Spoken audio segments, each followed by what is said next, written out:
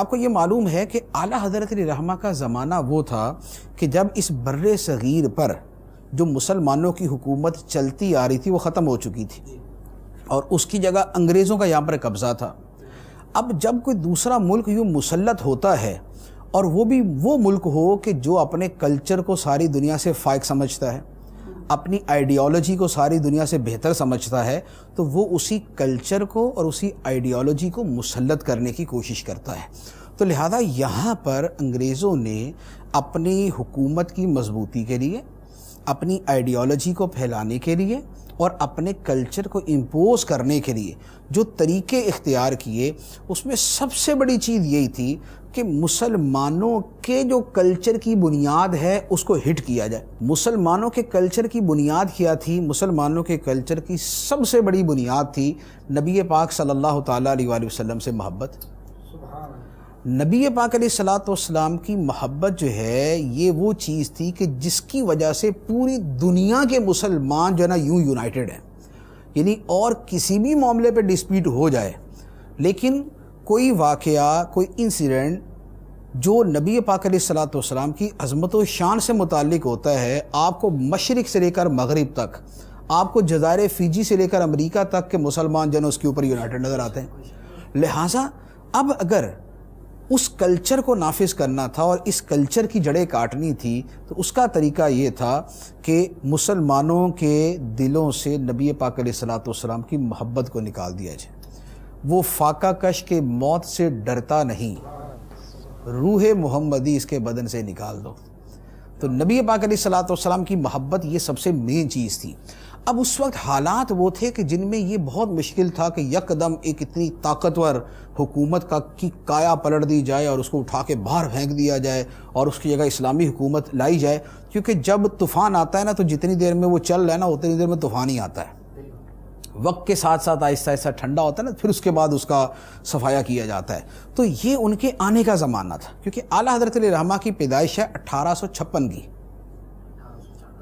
1857 میں جنگی آزادی ہوئی، جو مشہور جنگی آزادی، 1856 میں اعلیٰ حضرت کی پیدائش ہے، اور 20 سال کی عمر میں سمجھ لیں کہ آپ اپنے پورے ایک علمی شان کے ساتھ نمودار ہونا شروع ہو گئے تھے۔ لیکن یہ وہ زمانہ تھا کہ جب وہ پوری طرح چھا رہے تھے، لہذا اب اس وقت حکومت کا مقابلہ یوں طاقت سے نہیں ہو سکتا تھا کہ حکومت کو الٹا دیا جائے۔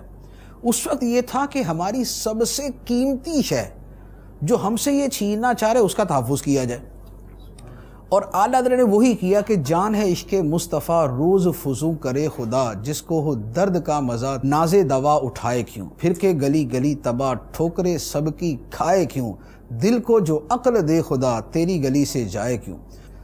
تو یہ تھا جو اعلیٰ حضرت علیہ رحمہ کا سب سے بڑا کارنامہ تھا کہ نبی پاک علیہ الصلوۃ والسلام کی محبت اور عشق جو ہے اس کا جو پیغام عام کیا، اس کا اندازہ آپ اس سے لگا لیں کہ آپ نے ترجمہ قرآن کیا تو وہ بھی عشق رسول کے اندر ڈوبا ہوا ترجمہ ہے، کہ جس کا ترجمہ بھی یہ ہوتا ہے کہ اے محبوب تم فرماؤ، اے محبوب تم فرماؤ کا ترجمہ یہ اعلیٰ حضرت ہی نے کیا ہے۔ والعصر ان الانسان لفی خسر، والعصر زمانہ محبوب کی قسم۔